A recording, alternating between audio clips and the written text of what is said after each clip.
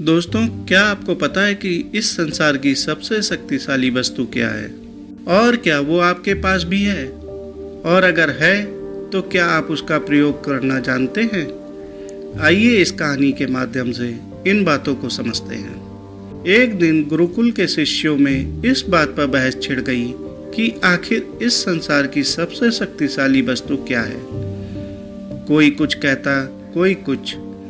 जब पारस्परिक विवाद का कोई निर्णय न निकला तो फिर सभी शिष्य गुरुजी के पास पहुंचे। गुरुजी ने शिष्यों की बातों को सुना और कुछ सोचने के बाद बोले, तुम सबों की बुद्धि खराब हो गई है। क्या ये अनाप शनाप निरर्थक प्रश्न पूछ रहे हो? इतना कहकर वे वहां से चले गए। हमेशा शांत स्वभाव रहने वाले गुरुजी से किसी ने इस प्रतिक्रिया की उम्मीद नहीं की थी। सभी शिष्य क्रोधित हो उठे और आपस में गुरुजी के इस व्यवहार की आलोचना करने लगे। अभी वे आलोचना कर ही रहे थे, तभी गुरुजी उनके समक्ष पहुंचे और बोले, मुझे तुम सब पर गर्व है। तुम लोग अपना एक भी क्षण व्यर्थ नहीं करते और अवकाश के समय भी ज्ञान चर्चा किया करते हो। गुरुजी से प्रशंसा के बोल सुनकर शिष्य गदगद हो गए।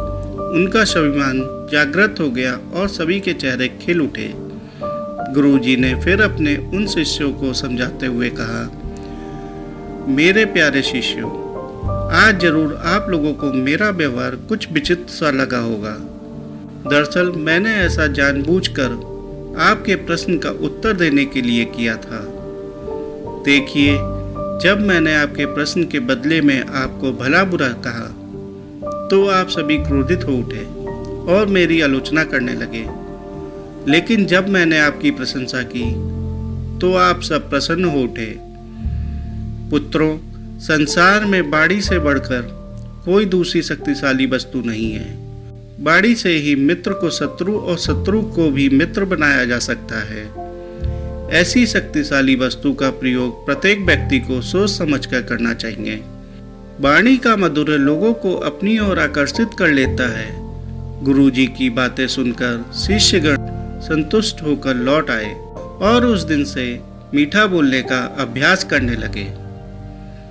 दोस्तों, हमारी बोली या हमारी वाणी बेहद शक्तिशाली होती है। जरूरत है इसका सही प्रयोग करने की।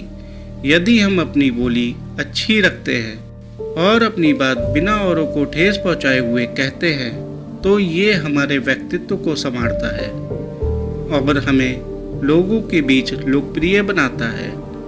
वहीं अगर हम नॉर्मल बात भी डिसरिस्पेक्ट या क्रोध के साथ कहते हैं तो ना हम ठीक से अपना मैसेज कन्वे कर पाते हैं और ना ही दूसरों के हृदय में अपने लिए कोई जगह बना पाते हैं। अतः हमें हमेशा सही शब्दों और सही लहजे का चुनाव करना चाहिए। दोस्तों, आपको ये मोटिवेशनल कहानी कैसी लगी?